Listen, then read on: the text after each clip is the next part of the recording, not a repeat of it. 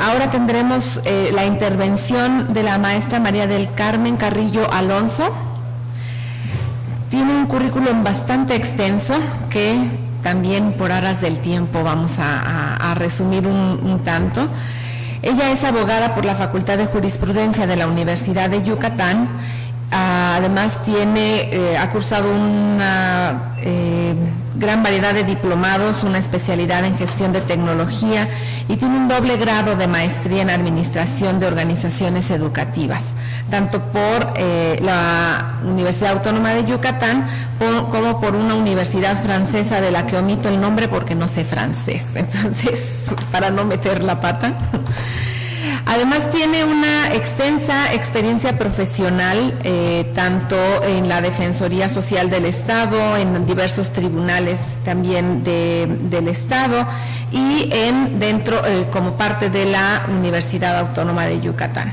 Actualmente es responsable de proyectos especiales de la Rectoría de la Universidad, maestra de la Escuela Preparatoria 1 de la UADY, catedrática de la Maestría en Administración de Organizaciones Educativas de la Facultad de Educación de la UADY, catedrática de la especialidad en Gestión de Tecnología también de la Facultad de Ingeniería de la UADY. Ha asistido a diversos cursos, conferencias, seminarios nacionales e internacionales e incluso también ha participado no solamente como asistente sino como ponente y conferencista en este tipo de foros. Imparte también diversas cátedras y ha publicado también una serie de trabajos en donde hace énfasis en los temas de propiedad intelectual, de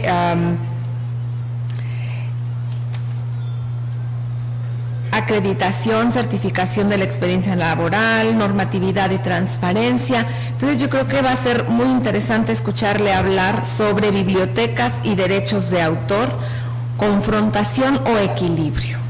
Adelante, maestra, por favor.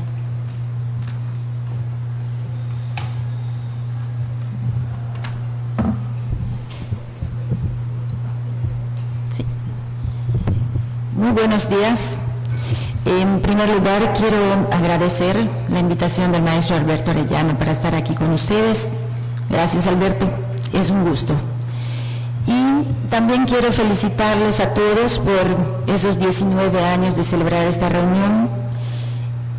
Yo sé que este tipo de reuniones resulta muy enriquecedora para nuestro desarrollo profesional, porque no solo se aprovechan las ponencias, los talleres, las mesas de trabajo, sino también esas comidas de sobremesa en las donde hay un intercambio de información con nuestros colegas que tienen los mismos problemas, que tienen las mismas inquietudes y de este intercambio se saca también mucho aprendizaje.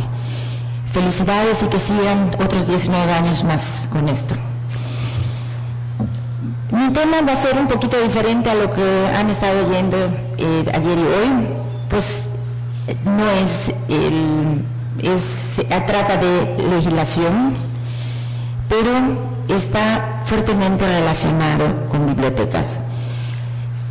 Voy a ser breve, voy a tratar de ser clara. Yo sé que las leyes solo le gustan a los abogados, pero necesariamente nos aplican a todos. Y ayer conversábamos que el desconocimiento de la ley no nos hace no ser responsables de cometer una infracción. Entonces, lo mejor es conocer si de todas maneras podemos caer en una infracción, en cometer un delito. Lo mejor es conocer y saber qué es lo que debemos hacer y qué es lo que debemos de evitar. Vamos a empezar el primer cuadro, pues nadie mejor que ustedes para saber cuál es la función social que desempeñan las bibliotecas, y resguardar y difundir el patrimonio cultural de la humanidad, garantizar la libertad y el acceso a la información y al conocimiento. Esto ustedes lo saben perfectamente bien, es su quehacer diario. De esta función social resulta las funciones habituales que realiza la biblioteca. lo que ustedes hacen diario en su trabajo. El copiar, el distribuir, la comunicación pública. Estas son las acciones que realizan desglosadas de la función social de la biblioteca. Pero bien, pasamos a lo diferente y fuertemente relacionado. Los derechos de autor. ¿Qué son los derechos de autor?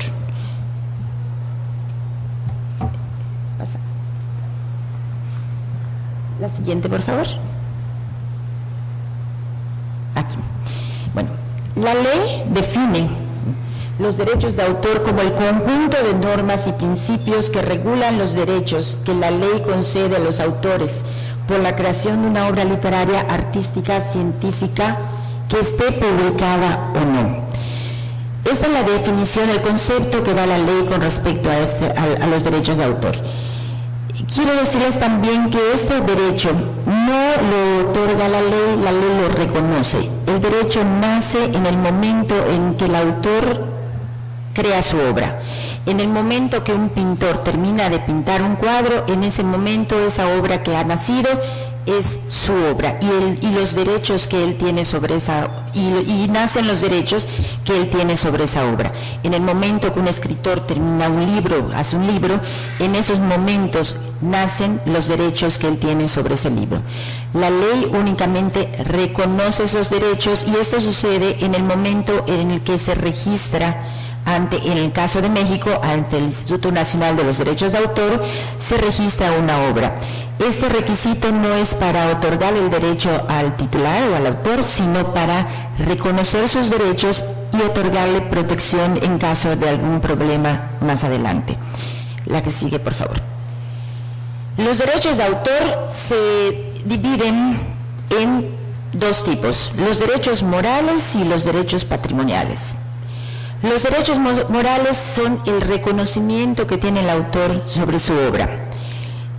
Estos derechos son imprescriptibles, no terminan nunca, son intransferibles, no los podemos ceder, vender, siempre van a ser del autor. Las obras de Shakespeare, aunque pasen millones de años, seguiremos reconociendo que fue Shakespeare su autor. Las obras de Cervantes, aunque pasen 1000 años, aunque ya pertenezcan al dominio público, el reconocimiento moral de la autoría seguirá siendo de los titulares. El otro derecho es el derecho patrimonial. En este caso, es un derecho que sí puede ser, corresponde al autor, corresponde al titular. En el momento que nace la obra, en ese momento nacen los dos derechos, tanto el moral como el patrimonial, pero el derecho patrimonial, a diferencia del moral, sí se puede vender, se puede ceder, se hereda también, entonces sí es transferible. Este derecho también tiene vigencia, a diferencia de los derechos morales. El derecho patrimonial pertenece al titular durante toda su vida y un término más después de muerto. Este término varía en los diferentes países, o sea, dependiendo de las legislaciones. Hay una pequeña variedad entre uno y otros. En algunos casos es de 70 años después de la muerte del autor, en otros es de 80.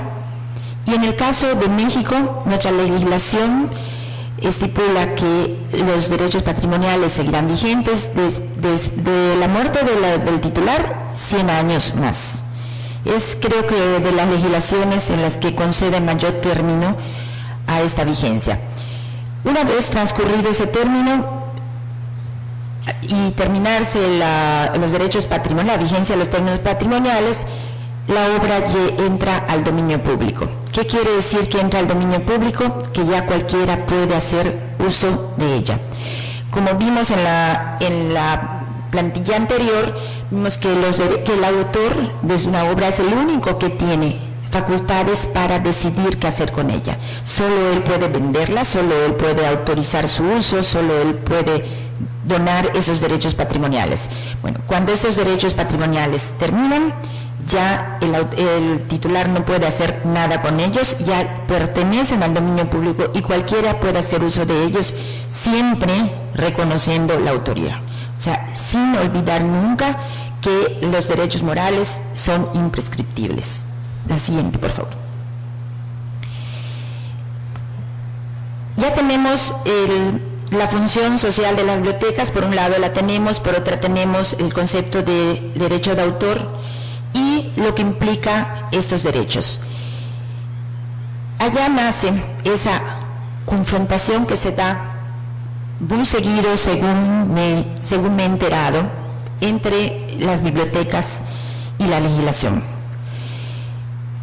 Bueno, les aclaro que no está nada raro. También normalmente la legislación vive confrontando con todo el mundo en todos los campos, entonces no es nada extraordinario, pero vamos a ver en lo que respecta a este punto con ustedes. No necesariamente tendría que darse y vamos a ver por qué. Esta confrontación nace porque hace algunos años las leyes de propiedad intelectual a las cuales pertenecen los derechos de autor, o sea, la propiedad intelectual se divide en tres partes: la propiedad industrial, las variedades vegetales y los derechos de autor. Bueno, estas leyes de propiedad intelectual existen desde hace mucho tiempo en todo el mundo, incluyendo México. Sin embargo, estaban por allá olvidadas. Hace algunos años, en los años 90, 80, cuando empieza la apertura de los mercados a nivel mundial, salen del archivo estas leyes y se les empieza a dar mayor importancia. ¿Por qué? Los países empiezan a abrir sus mercados y empiezan a firmar tratados y convenios internacionales, tratados y convenios en materia de comercio. En 1986, México empieza a abrir sus mercados, se adhiere al GATT. El GATT fue el primer acuerdo comercial que se dio y México se adhirió a él. El GATT existió hasta 1994 aproximadamente, que de allá resulta la creación del Organismo Mundial del Comercio, que es quien rige ahora todo lo relacionado con el comercio y lo que está en el ámbito, cubre el ámbito comercial. México, como país integrante del GATT, pasa automáticamente a ser un país fundador de la OMC, de la Organización Mundial del Comercio. ¿Qué implica todo esto? En todos esos tratados comerciales, en todos estos acuerdos internacionales, existe siempre una cláusula de propiedad intelectual. Esta cláusula compromete a los países integrantes de las organizaciones mundiales, al país que se adhiere o firma estos convenios, a cumplir con ciertos requisitos establecidos en la legislación internacional. Ustedes habrán oído que al principio, cuando firmamos, cuando nos adherimos al GATT, o tal vez cuando firmamos el TLC, porque fue cuando se dio a conocer mucho más, que hubo mucha crítica porque íbamos a perder nuestra soberanía nacional, porque teníamos que cumplir los compromisos internacionales. Como que ya todos nos hemos acostumbrado a que vivimos en un mundo globalizado y que si queremos seguir adelante, tenemos que ser parte de ese mundo y cumplir con las condiciones y los compromisos que se establecen a nivel internacional. Esto aplica para todos los países. En la Organización Mundial del Comercio están adheridos cerca de 150 países, obviamente todos los países industrializados y muchos de los países emergentes, que es donde se dan generalmente los problemas de todo tipo, tanto en las cuestiones de comercio directamente o como las cuestiones que aplican indirectamente, como es el caso de la propiedad intelectual.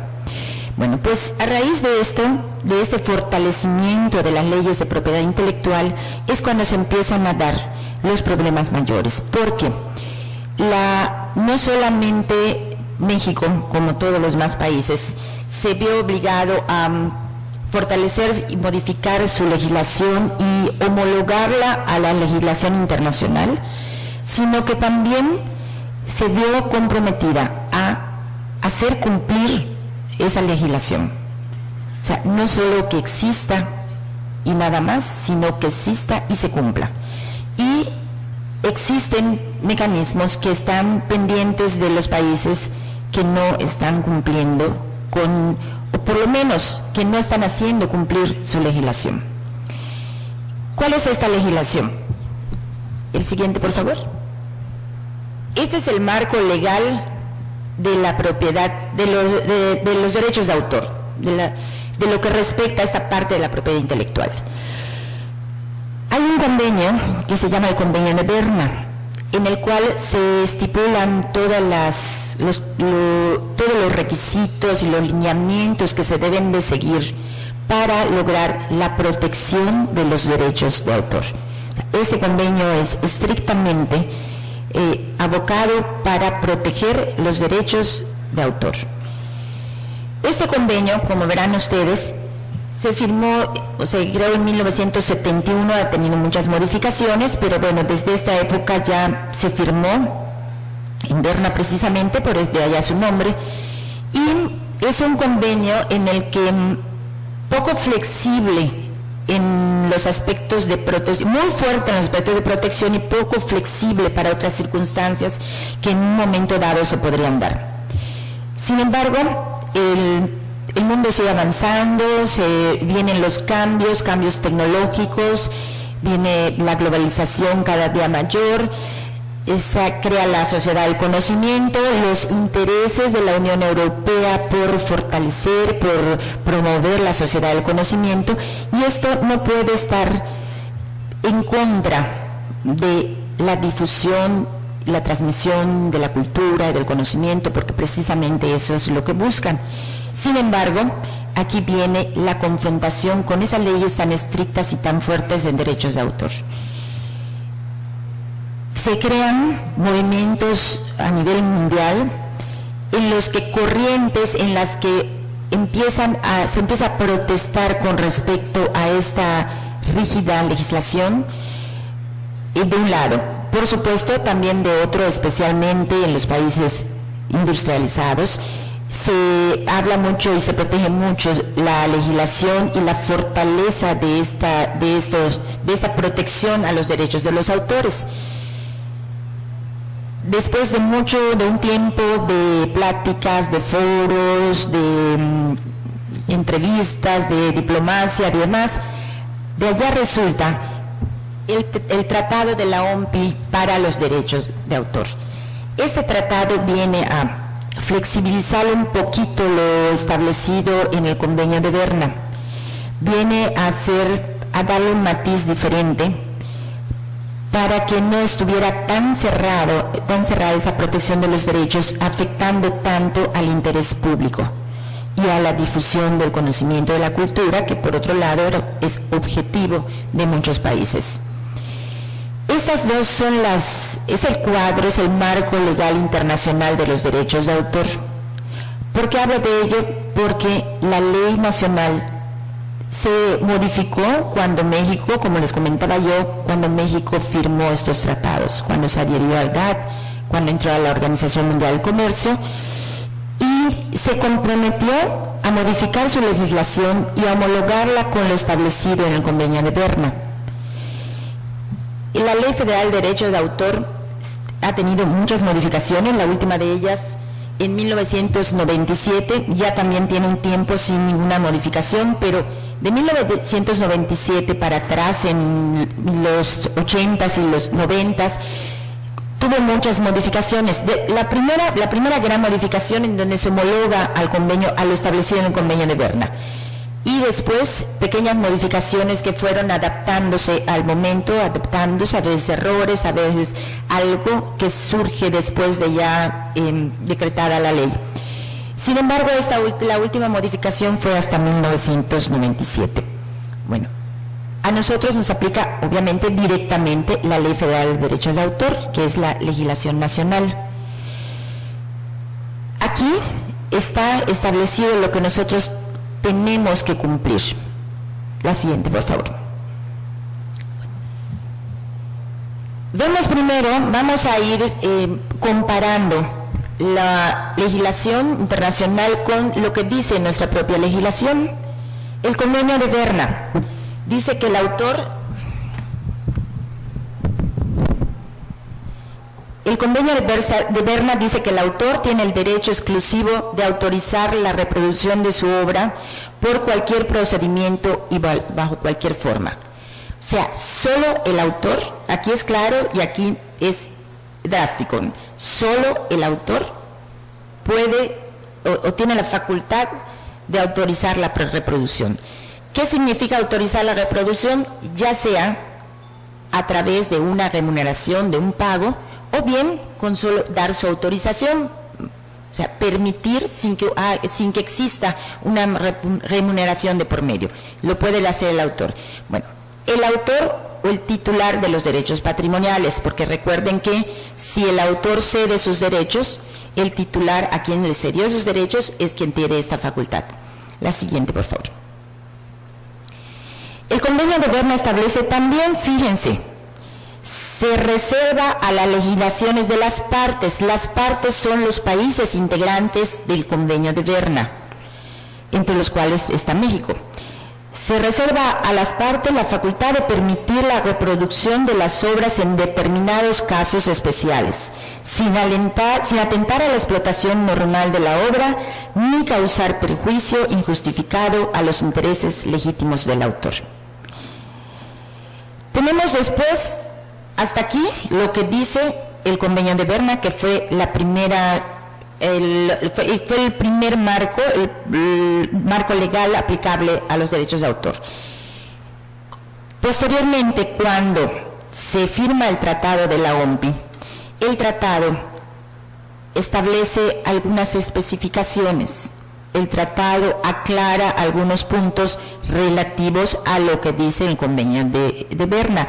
Desde luego, aquí no puede haber algo en contrario a lo establecido en el convenio. O sea, el Tratado de la OMPI no puede establecer algo contrario, opuesto a lo que dice el convenio de Berna. Pero sí, como veremos, aclara y flexibiliza un poquito más estos decretos establecidos en el convenio. Las partes, dice el Tratado de la OMPI, volvemos a aclarar, los países integrantes. Las partes podrán prever en sus legislaciones nacionales limitaciones o excepciones a los derechos de autor, en ciertos casos especiales, que no atenten a la explotación de la obra y que no causen perjuicio a los intereses legítimos del autor. Vemos aquí que hay similitudes entre lo que dijo el convenio de Berna y lo que dice el tratado. Sin embargo, hay también unos pequeños matices que hacen la gran diferencia. Le permite a las partes establecer excepciones y limitaciones. O sea, autoriza a los países integrantes del tratado a poner límites y excepciones en lo que respecta a los derechos de autor. Claro, subrayando que hay que cuidar ciertos puntos. ¿Cuáles son estos puntos que hay que cuidar? Se le llama prueba de los tres pasos, o prueba de las tres fases. Estos tres pasos, si nos fijamos y analizamos lo que dice el convenio de Berna y lo que dice el Tratado de la OMPI, vamos a ver que están contemplados en ambos convenios. Siempre se habla de esto, se remarca que esto hay que tenerlo en cuenta. Bueno, ¿cuáles son estos puntos? En primer lugar, ¿cuándo podemos tener excepciones, podemos hacerle excepciones y límites a los derechos de autor?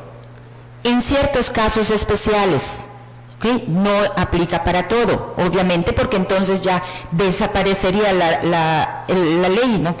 En ciertos casos especiales, por eso se le llama excepciones, que no entren en conflicto con la explotación normal de la obra. También aquí cuidando los derechos del autor, porque el objetivo de los derechos de autor es estimular a los autores, como en el caso de la propiedad industrial, estimular a los inventores a producir sus obras, a producir sus invenciones. O sea, es fomentar las creaciones intelectuales. Y este es el objeto. Si no hubiera tal vez este estímulo, pues no habría tanta creación intelectual, no habría tantas creaciones científicas, porque si yo escribo un libro y ese libro no lo puedo vender, lo tengo que regalar, no voy a tener que buscar otro oficio, para trabajar y poder vivir, y no voy a seguir escribiendo. Si ese libro lo puedo vender, y si ese libro además se convierte en un bestseller, por ejemplo, pues entonces ya no tengo que trabajar el resto de mi vida y podría dedicarme a escribir muchos más libros. Entonces, ese es lo que busca la ley, o sea, ese es el espíritu de la ley de propiedad intelectual en todos sus aspectos, no solo en derechos de autor. Es fomentar la creación del intelecto humano. Pero esto lo tienen que seguir cuidando. Entonces, esto lo sigue haciendo hincapié en el tratado, aun cuando ya se flexibilice un poco más lo establecido en el convenio de Berna. El otro paso es que no perjudiquen injustificadamente los intereses legítimos del autor. También aquí pues se relaciona también con lo mismo, enfatizando una vez más que no se perjudiquen los intereses, o sea, cuidando estos derechos del autor. Entonces, esos son 3 pasos muy importantes, esos son 3 puntos que tenemos nosotros siempre que tomar en cuenta. Podemos aplicar esas diferencias, podemos aplicar esas limitaciones, pero tomando en cuenta siempre esto. Pasamos a la siguiente. La Ley Federal del Derecho de Autor. Ahora tenemos nuestra legislación, la legislación mexicana. ¿Qué es lo que nos dice? Las obras protegidas podrán utilizarse sin autorización y sin remuneración, siempre que no se afecte la explotación normal de la obra, aplicando uno de los pasos, citando invariablemente la fuente y sin alterar la obra. ¿En qué casos? Reproducción por una sola vez y en un solo ejemplar de una obra literaria o artística para uso personal y privado de quien la hace y sin fines de lucro. Esto no les aplica a ustedes directamente porque hace hincapié en uso personal. Pero si pasamos a la siguiente, vemos que las personas morales no podrán valerse de lo dispuesto, salvo que se trate de una institución educativa de investigación o que no esté dedicada a actividades mercantiles. En el caso de instituciones educativas, en el caso de instituciones de investigación, en el caso, como vamos a ver más adelante de ustedes, sí se puede hacer uso de esta excepción, aún siendo personas morales. Siempre y cuando no haya actividades, no haya fines de lucro. Eso siempre se tiene que tener en cuenta. La siguiente, por favor. Nos sigue diciendo la ley federal que la reproducción de una sola copia por parte de un archivo o biblioteca por razones de seguridad y preservación y que se encuentra dotada, descatalogada y en peligro de desaparecer. Aquí les aplica directamente a ustedes. Nuestra ley, a diferencia de otras leyes, especialmente en América del Sur, la legislación con respecto a derechos de autor va un poquito más atrás que nosotros. Estas limitaciones y excepciones no las contemplan, nuestra ley sí la contempla. La OMPI ya está dando esa oportunidad de modificar nuestra legislación y adaptar estos beneficios que puede traernos. Y México lo ha hecho, no tan completamente, pero con esto ya podemos salvar un gran obstáculo. La siguiente, por favor. El tratado de la OMPI dice además que el derecho de reproducción y las excepciones permitidas son totalmente aplicables en el entorno digital, en particular a la utilización de obras en forma digital. Es aquí donde México no se ha actualizado, ¿ok? En nuestra ley no se habla ni se menciona para nada de la palabra digital. Y podríamos tenerlo. No hay una mención, tampoco lo prohíbe. Simplemente no se tomó en cuenta. Y yo creo que hace 15, 17 años no existía lo digital, aunque ya no se tomaba en cuenta. ¿Okay? La ley siempre va muy atrás de la tecnología. Entonces, esto fue lo que sucedió, por eso no se tomó en cuenta. Pero la OMPI está dando esta oportunidad. Podemos nosotros establecer en nuestra legislación la protección, la reproducción para las formas digitales. Sin embargo, también les digo, como no está contemplada una prohibición estricta en la ley con respecto a las formas digitales, la ley federal solo habla de reproducciones, de copias, y pues allá es donde podemos buscar los artificios y hablar de copia. Puede ser en papel o puede ser en forma digital. No nos especifican qué tipo de copia, por lo tanto, creo que estamos en libertad de poder hacer copias en papel o copias en formato digital. El tratado de la OMPI dice también que el almacenamiento en forma digital en un soporte electrónico de una obra protegida constituye una reproducción. Más claro, nuestra ley no lo establece, sin embargo el tratado dice clarito que cualquier reproducción, cualquier copia digital es una reproducción, de las cuales se habla desde el primer concepto en el Convenio de Berna. Por lo tanto, creo que no tenemos tanto problema como parece si lo leemos así rápidamente. Hay que analizarlo, hay que ver los pequeños detalles que los convenios y que las leyes tienen para ir pues aprovechando los beneficios que nos puedan traer esos detalles. La siguiente, por favor. ¿Por qué se ha hecho esto? ¿Por qué el tratado de la OMPI? ¿Por qué estas modificaciones, excepciones y limitaciones a los derechos de autor? Bueno, lo que se ha buscado es mantener un equilibrio entre los derechos de autor y los intereses del público en general, y en particular con respecto a la educación, la investigación y el acceso a la información. Esto es lo que se busca. Este es el objetivo final en los países que están trabajando en esto.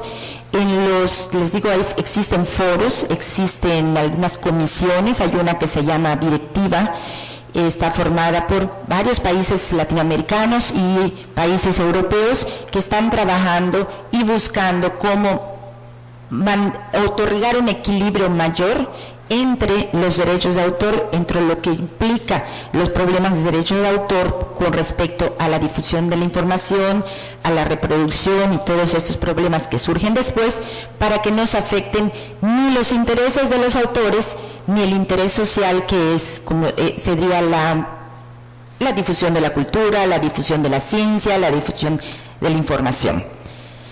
Por último, como conclusiones, ¿qué es lo que se debería hacer? Actualizar la legislación de manera que se respeten los derechos de autor, a la vez que se facilite que las bibliotecas puedan seguir desempeñando su función social de manera satisfactoria. Esta es una conclusión con respecto a nuestra legislación. Tenemos la opción de modernizarla de acuerdo a lo que ya está establecido en el tratado, y que nos sirva para facilitarnos más esta difusión, esta transmisión de conocimientos y de información. Yo les haría una propuesta. Esta ley hace 17 años que no se modifica. ¿Quién mejor que ustedes, que están en el frente de batalla con respecto a estos problemas y los viven todos los días? Ustedes podrían presentar o hacer y presentarla a través tal vez de ANUYES o alguna otra instancia, una propuesta de modificación, iniciativa de modificación de la Ley Federal de Derechos de Autor. Eso se puede hacer y buscando que se contemple en nuestra ley federal, en nuestra ley nacional, esos beneficios que ya la ley internacional tiene y le está dando a los países la oportunidad de tenerlo. Ustedes pueden hacer esto, ustedes conocen este tema, conocen esta problemática, ustedes podrían hacer ese proyecto de iniciativa y tal vez a través de ANUYES presentarlo al Congreso, y yo creo que sería una opción viable, puesto que tienen las bases de que existe la legislación internacional para modificar esta ley. Muchas gracias.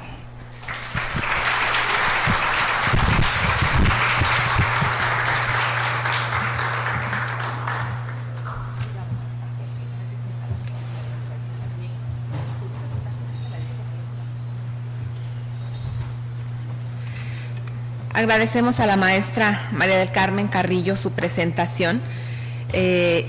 Vayan anotando porque creo que efectivamente el reto que ella nos lanza de comentarnos que todavía tenemos por ahí acciones que hacer, que seguramente están generando algunas inquietudes o nos pueden generar algunos cuestionamientos que una vez que nuestro siguiente ponente concluya, podremos tener un intercambio de preguntas-respuestas si el tiempo nos lo